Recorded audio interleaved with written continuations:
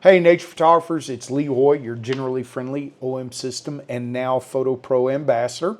I'm looking forward to sharing with you some post-processing tips.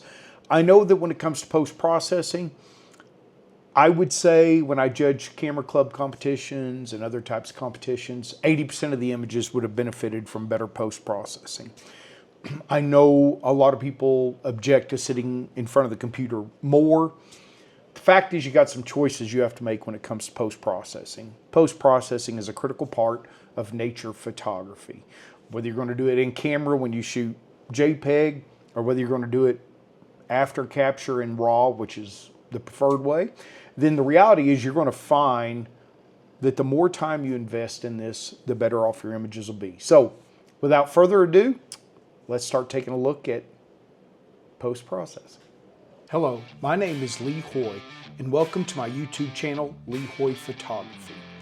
I'm an OM System Ambassador, Senior Workshop Instructor for Wildside Nature Tours. I'm a workshop instructor for Precision Camera and Video, and a contributing author for the Journal of Wildlife Photography. All right, welcome back. Post-processing tip number one. You got two choices you can make. Talking with a private class client the other day, he objected to how much time he already spends behind the computer due to his job in technology. And believe me, I get that.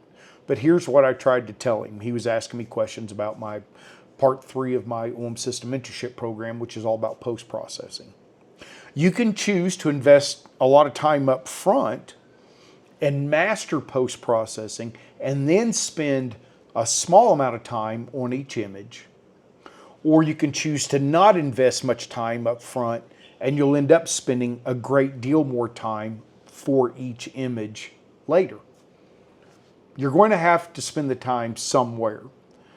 The more time you invest up front, the less time you will spend on each image. The less time you spend up front, the more you will spend on each image. I'm capable of editing most of my images very quickly. And I do primarily local adjustments, not global. So keep that in mind. You are going to spend a lot of time in post-processing if you choose not to master it. It'll be at the back end, a lot of time on each image, or you can invest it on the front end and master it quickly and work through your images quickly. So that is post-processing tip number one. Well, let's hop right into Lightroom and take a look at our second post-processing tip of the day. Did you know that you can reorder the panels, the develop panels here on the right side of our screen? You can also reorder in the library the panels over here on the left and on the right, but the develop module is where we spend a lot of our time, and I'm going to show you this example here. It works in both. If you don't like the order of the panels, you can customize it. Let's say you wanted lens blur above effects. Now I have customized mine based on the general order that I work through, okay? Some of these I don't use, and you can see what I have visible here by using the eye. But if you right click in the panel, you'll notice it says Customize Develop Panel. If I click on that, I then get a drop down where I can either check or uncheck a panel, which will make it visible or not. I can also grab a panel and then drag it where I want it. So you can easily move the develop panels order by doing this. Now let's say you aren't sure what you've done and you would like to start over. You could just click this button, default order, and it would put it back in Lightroom's default order. But again, checking the box on the right will make it visible or not. Grabbing the panel name, moving it up and down will allow you to stick it exactly where you want it and rearrange the order. So if for some reason I wanted detail to be second, I put it there, I hit save. You have to relaunch Lightroom. I'm not going to back up right now. When Lightroom relaunches, you will notice that it's going to stick detail right there. So I've now successfully reordered my panels. Okay, so that's tip number 2. All right, tip number 3.